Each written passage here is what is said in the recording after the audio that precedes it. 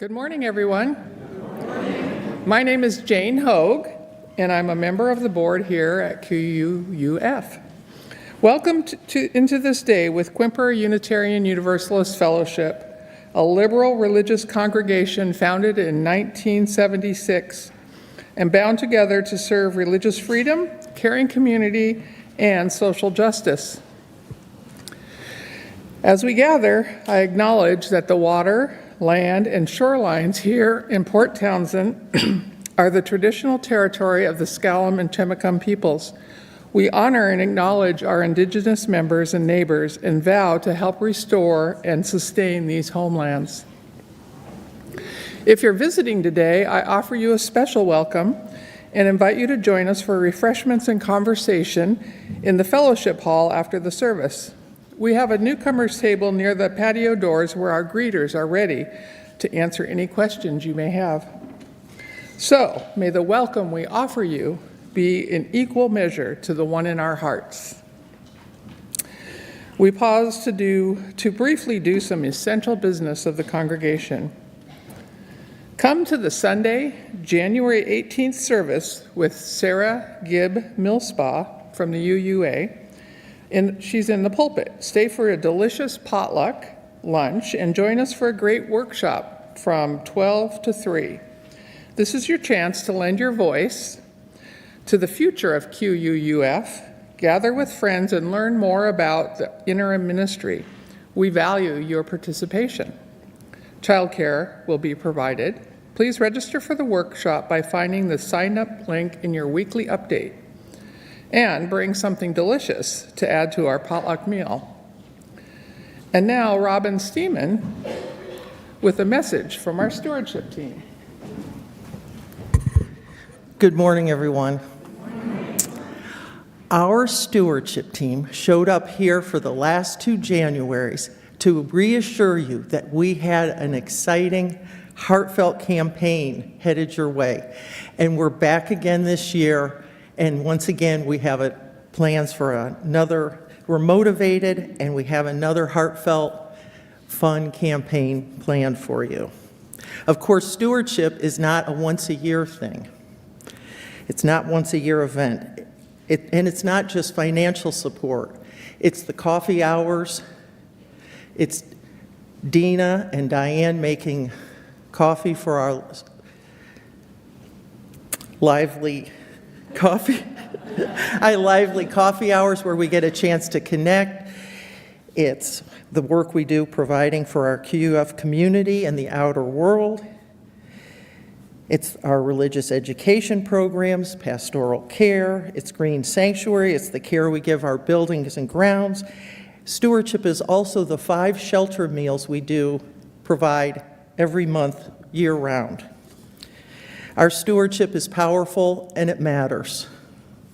In November, Liesl Slabaugh, Sarah Walker, and I attended the National Nonprofit Storytelling Conference. We learned a lot. They said, be creative, think outside the box, use visuals. I told the stewardship team and we brainstormed. And we remembered also what the Reverend Don said recently in a workshop. He said, make things fun, keep things simple. We asked ourselves, what would get people's attention?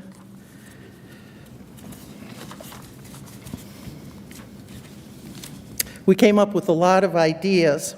Well, here's a warm and fuzzy attention getter. This is a picture of Tessa, Donna Frostholm's dog. As you can see, she's panting to get her pledge in. Well, as a theme, it's creative, out-of-the-box, visual, simple, and fun. We're not going with that campaign theme. But we want you to know we are on it. And our annual stewardship campaign will be in March, but we have an extra special treat for you that will be launched during the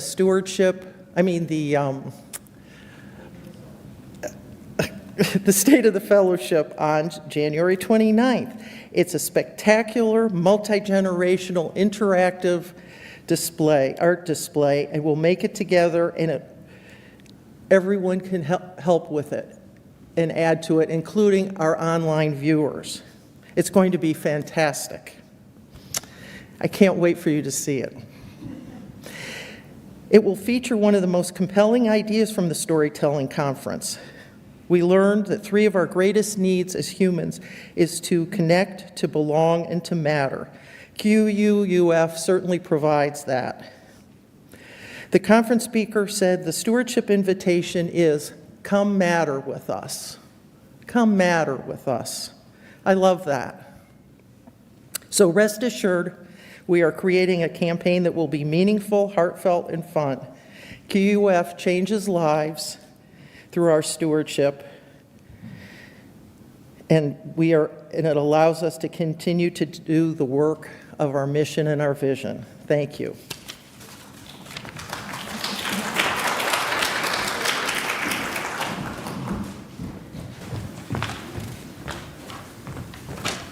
Okay.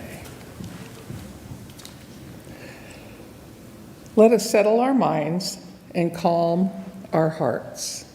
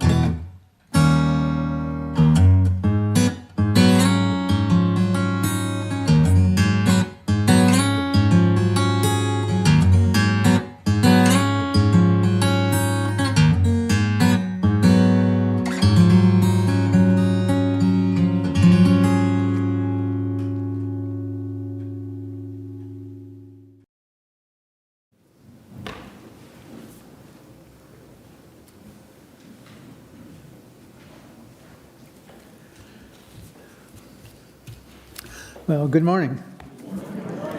It's been a while since I've been here, but it's a pleasure to be back. Thanks for the invitation. Let me open our service this morning with a New Year's poem called Begin by Brendan Kennelly. Though we live in a world that dreams of ending, something that will not acknowledge conclusion insists that we forever begin. We begin with courage, with the strength of small gestures, with the silent breath of morning, with hope that refuses to die. Do you want to?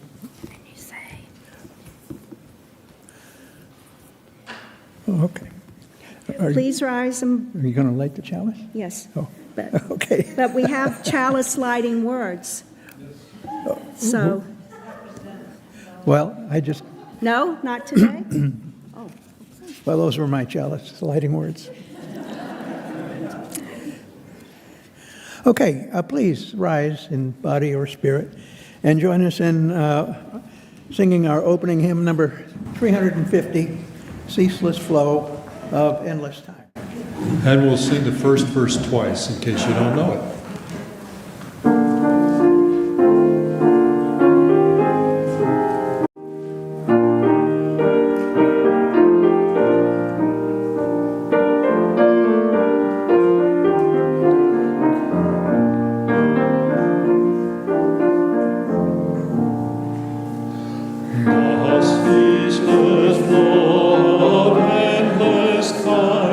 No one can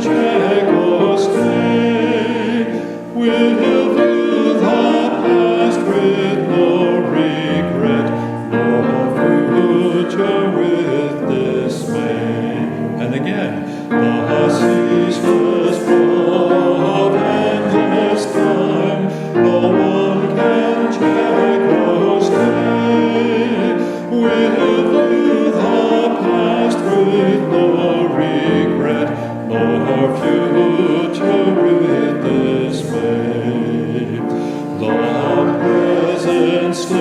into the past, and dream like melts away. The breaking of tomorrow's dawn begins anew today. The past and future ever meet in the eternal now, to make each day a thing complete shall be a New Year's vow.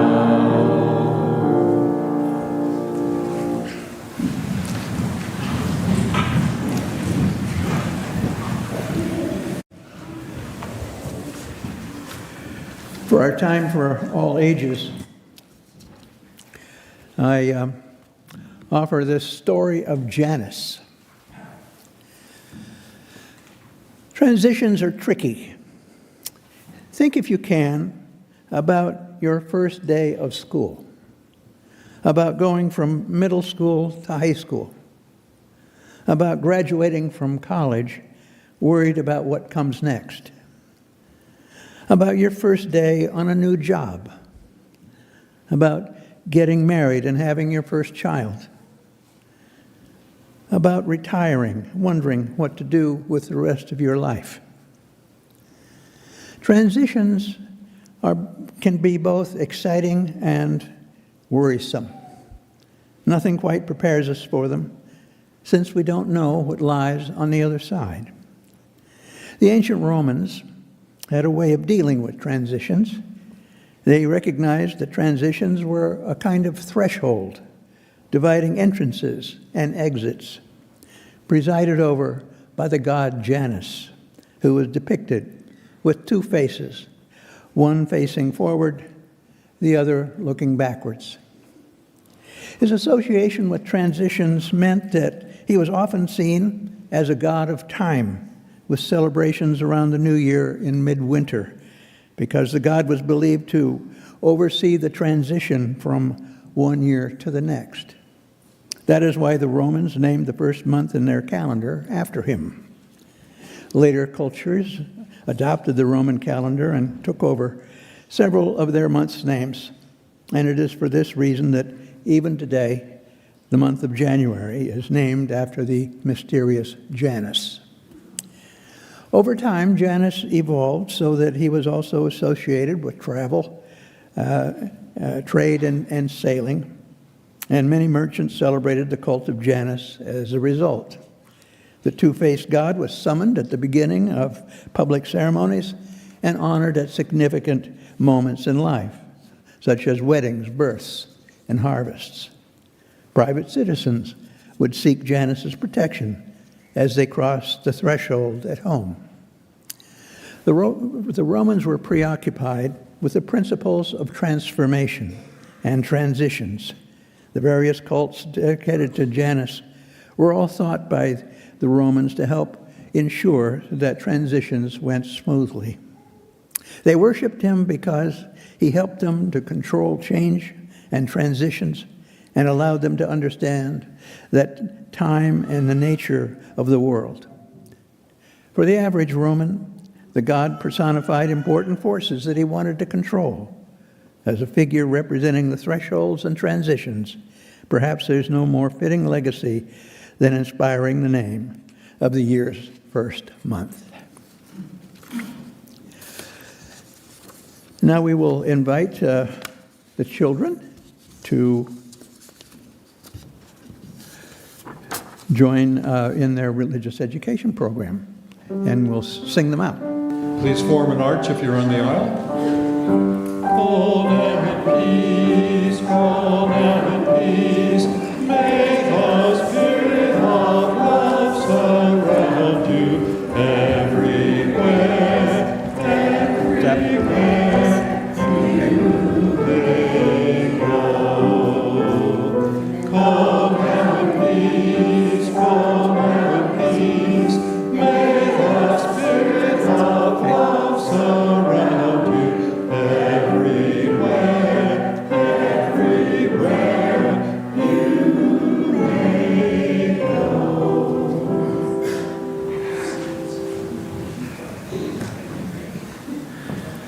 We pause now for a time of generosity and to receive an offering.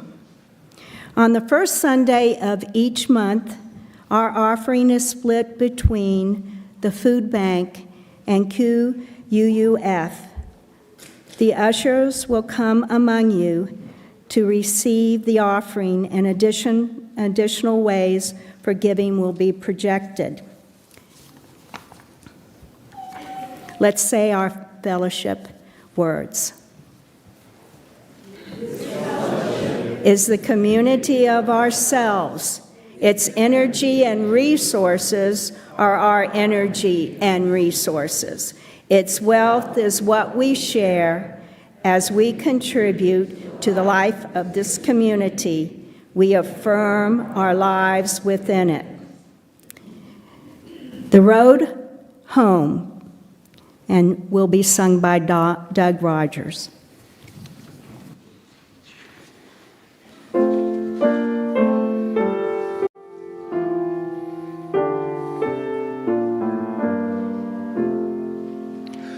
Tell me, where is the road I can call my own, that I left, that I lost so long ago?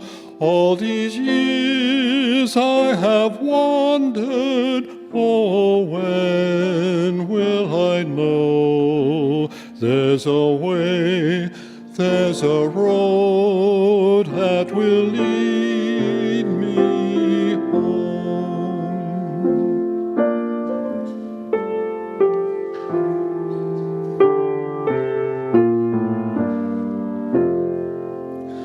After wind, after rain, when the dark is done, as I wake from a dream in the gold of day, through the air there's a calling from far away. There's a voice I can hear that will lead me home.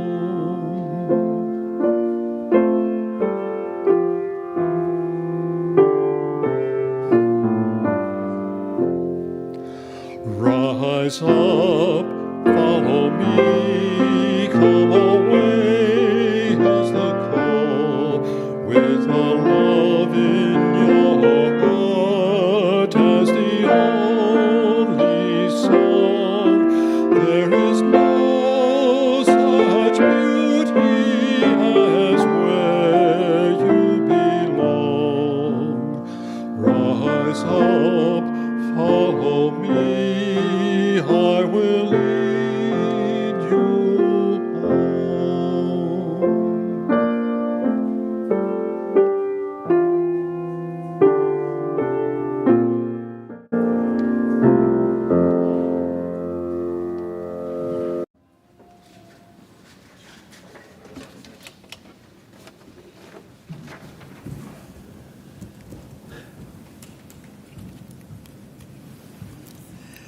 This time is set aside to share joys and sorrows.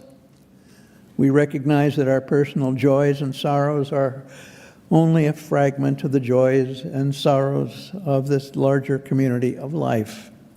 And thus we place this first stone, thinking in particular of the global unrest our country is actively disturbing around the world. And now within the congregation, we light this candle of joy for Julia Cochran, who was named one of the 2025 Change Makers of the Year by the worker-directed Jefferson County Beacon. She is honored for her work with our unsheltered community members, specifically through the Winter Welcoming Center.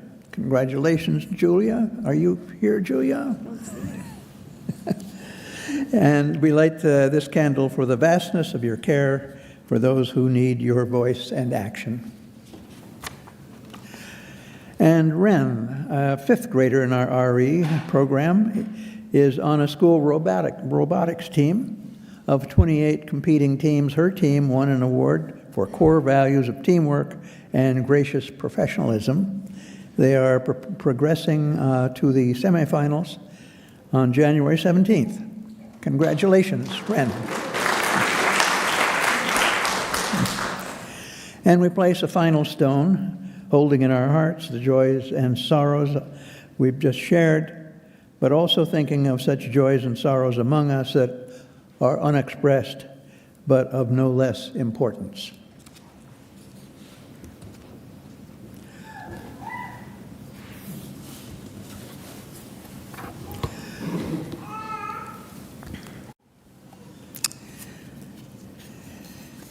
As our meditation this morning, I offer these words from the Meditations of Marcus Aurelius. First thing every morning, tell yourself, today I'm going to meet a busybody, an ingrate, a bully, a liar, a schemer, and a bore.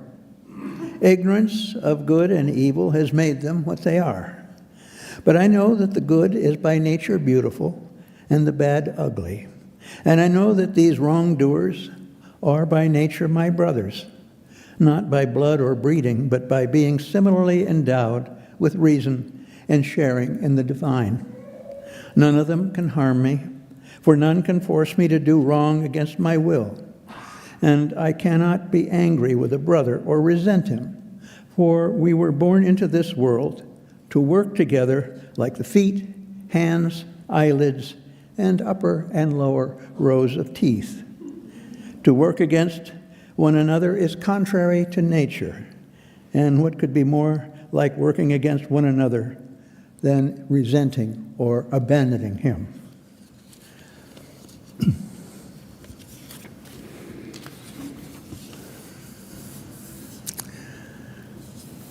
I guess we've already had our special music. No? Oh. Oh, no, the reading was the meditation. So.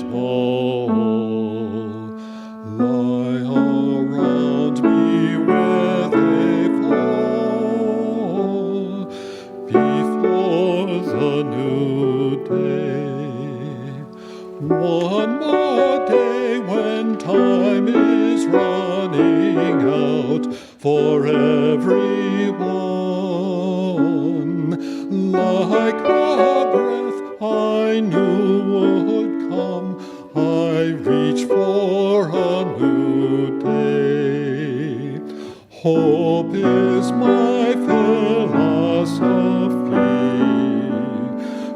most each days in which to be.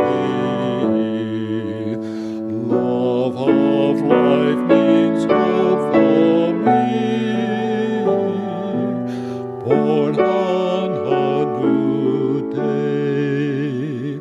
You are the new day.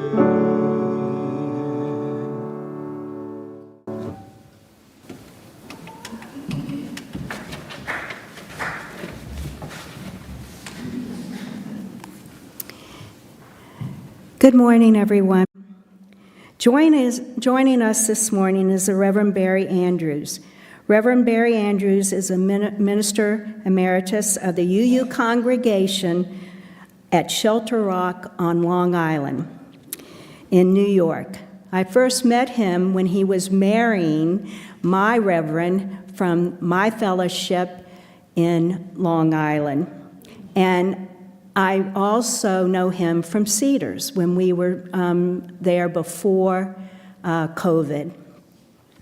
He is the author of several books on Emerson, Thoreau, and the Transcendentalist, and currently lives with his wife, Linda, on Bainbridge Island.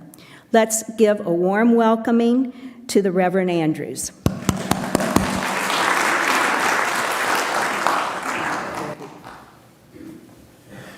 Thank you so much.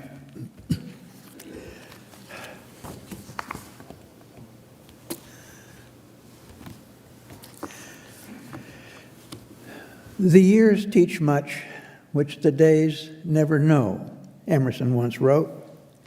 I've taken his words as an invitation to look back on the year just past and to reflect on the bigger picture or deeper meaning of the events that occurred.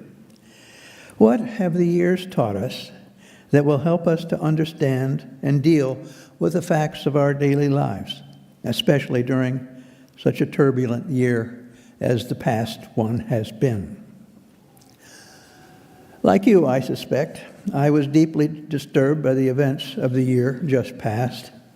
I had been obsessively consumed with the daily news cycle leading up to it. Every day seemed worse than the one before. I found myself doom-scrolling, imagining the worst possible outcome. I fantasized about moving to a friendly foreign country. I went through the 5 stages of grief, at the end of which I decided to go on a news diet and immerse myself in escapist literature, in my case, Nordic noir murder mysteries, which well reflected my mood. I will be 80 years old next month. In each and every one of these years, there have been momentous and life-altering events, not only wars and natural disasters, but also significant advances in science and medicine. Just in the past few years, we have experienced a worldwide pandemic, catastrophic fires, and flooding exacerbated by climate change, and conflicts in Ukraine and Gaza.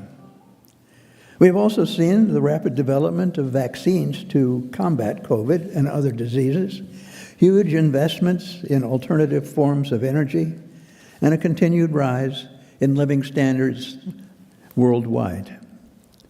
But it often seems that the losses outweigh the gains. We cannot help but feel moved by the plight of people suffering from war, hunger, poverty, and natural disasters. There's a tragic element to life that can't be argued away. Optimism in the face of tragedy seems naive, a luxury we cannot afford. My own optimism was sorely tested in the results of our last presidential election. Like many of you, I wonder if our nation will ever be the same. A friend once told me that the difference between an optimist and a pessimist is that a pessimist knows the facts. There's an extent to which optimism seems a futile assertion in the face of evidence to the contrary. But Albert Schweitzer disagreed with this simplistic view. My knowledge is pessimistic, he confessed, but my willing and hoping are optimistic. From the depths of World War I, Schweitzer wrote, "I am pessimistic in that I experience in its full weight what we conceive to be the absence of purpose in the course of world happenings. I could not feel but with a sympathy full of regret all the pain that I saw around me, not only that of humanity, but that of the whole creation." He rejected the superficial optimism that only wanted to see things in the best possible light. True optimism, he said, has no connection with overindulgent judgments of any kind. It consists in conceiving and willing the ideal, as this is inspired by profound and self-consistent affirmation of life and the world. Holocaust survivor and psychologist Viktor Frankl came to a similar conclusion. He coined the term tragic optimism to describe this conundrum. For him, this meant acknowledging, accepting, and even expecting that life will contain hardship and hurt, then doing everything we can to move forward with a positive attitude anyway. It means, he said, saying yes to life in spite of everything, presupposing that life is potentially meaningful under any conditions, even those which are most miserable, and acknowledging our human capacity to creatively turn life's negative aspects into something positive or constructive, thereby making the best of any given situation. We cannot simply be happy by trying to be happy, nor yet assume we ought to be. Tragic optimism allows for the full range of human emotions, giving us permission to feel both happiness and sadness, hope and fear, loss and possibility. Our own optimism must acknowledge the world's pain and the seeming indifference of the universe. It cannot be the simple-minded view that this is the best of all possible worlds. Another friend of mine suggests that we replace the word "but" in our vocabulary with the word "and." Our optimism needs to be of a yes and nature rather than a yes but. Yes, there is suffering in the world, and there is happiness also. A second bit of wisdom that gives me hope is that things change, sometimes for the better, sometimes for the worse, but there is always the possibility that the better may exceed the worse. Transcendentalist and Unitarian minister Theodore Parker once said, "The arc of the moral universe is long, but it bends toward justice." He wasn't so naive to think that it bent all by itself. No, it bent only because people lent physical and moral muscle to the effort. Speaking to a crowd in Milwaukee, Wisconsin on the eve of his election in 1859, Abraham Lincoln offered similar advice. "It is said," he said, "an Eastern monarch once charged his wise men to invent a sentiment to be ever in view, which should be true and appropriate in all times and situations. They presented him with the words, 'And this too shall pass.' How much it expresses," he said, "how chastening in the hour of pride, how consoling in the depths of affliction." It is important to remind ourselves that in both bad times and good ones, circumstances change. Neither condition is permanent. But Lincoln was not satisfied to leave it at that. His thumb was on the scale. "And yet let us hope it is not quite true," he said. "Let us hope rather that by the best cultivation of the physical world beneath and around us, and the intellectual and moral worlds within us, we shall secure an individual, social, and political prosperity and happiness, whose course shall be upward and onward, and which, while the earth endures, shall not pass away." There's always something more we can do to make the world a better place for ourselves, our children, and other human beings, whether by charity, good works, or social action. The recent election, to the contrary, Our current predicament did not happen overnight, nor will our recovery from this political nightmare, nor will our recovery from this political nightmare. In the words of one of my favorite songs, inch by inch, row by row, I'm going to make this garden grow. By actions large and small, we will say yes to life and make progress happen. A third bit of wisdom I continually remind myself of comes from the Meditations of Marcus Aurelius, from which I read earlier. He was an emperor of Rome who lived in the 2nd century of the Common Era. Edward Gibbon, author of The Rise and Fall of the Roman Empire, counted him among the greatest of the Roman emperors. His so-called meditations were observations on human behavior and reminders to him of the lessons he learned from the teachers he had who were grounded in the Stoic philosophy. The first entry in the book, which I read earlier, has struck me as extraordinary, coming from a person who wielded absolute power. Contrast his words with those of America's would-be emperor. There has been altogether too much acrimony among otherwise decent people, too much rancor and name-calling, not only in politics, but also on our roadways and in the media. We would do well to take Marcus Aurelius's admonition to heart. We are, after all, kindred, similarly endowed with reason and sharing in the divine, even if in anger we act unreasonably and against our better judgment. This brings me to my final observation. In the film Conclave, which is about the selection of a new pope, Cardinal Lawrence, who has convened the gathering and addresses his fellow cardinals, speaks about the importance of doubt. Certainty is the great enemy of unity, he says. Certainty is the deadly enemy of tolerance. If there was only certainty and no doubt, there would be no mystery and therefore no need for faith. Certitude builds an unbreachable wall between us and those with whom we disagree. It is at the root of cancel culture and identity politics, both of which are forms of intolerance.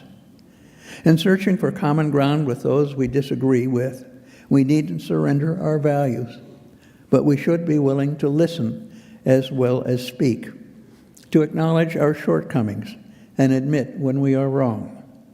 We need to engage in what I would call compassionate conversation and not verbal combat.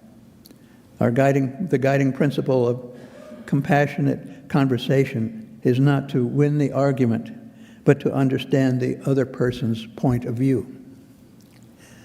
No politician in my lifetime has expressed this sentiment better than Barack Obama. In a speech at the last Democratic convention, he said, "We live in a time of such confusion and rancor, with a culture that puts a premium on things that don't last: money, fame, status, likes. We build all manner of walls and fences around ourselves, and then we wonder why we feel so alone. We don't trust each other as much because we don't take the time to know each other.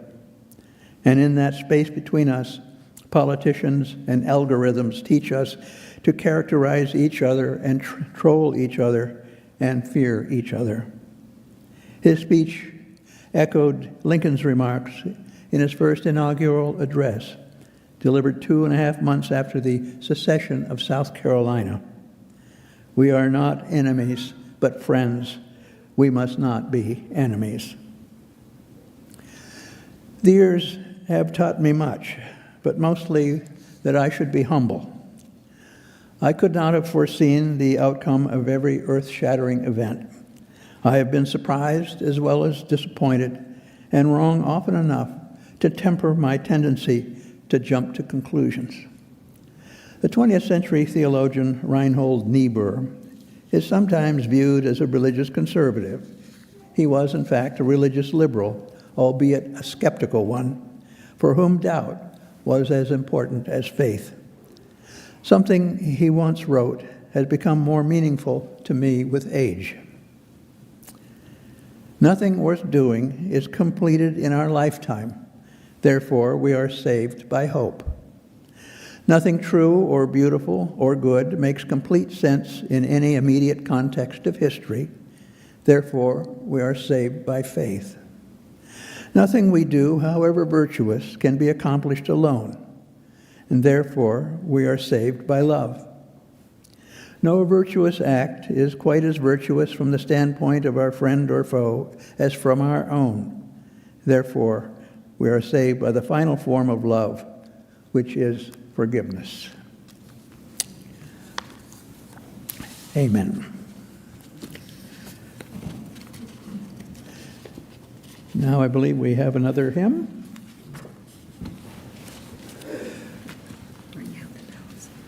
Number 58 in the Gray Songbook.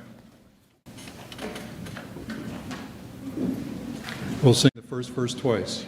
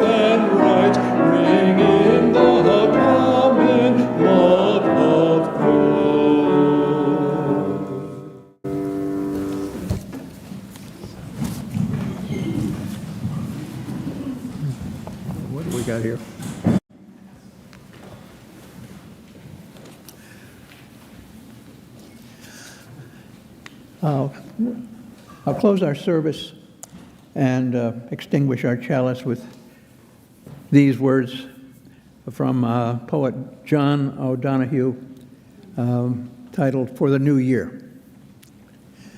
May you awaken to the mystery of being here and enter the quiet immensity of your own presence. May you know the eternal happiness of your soul and the beauty that surrounds you each day.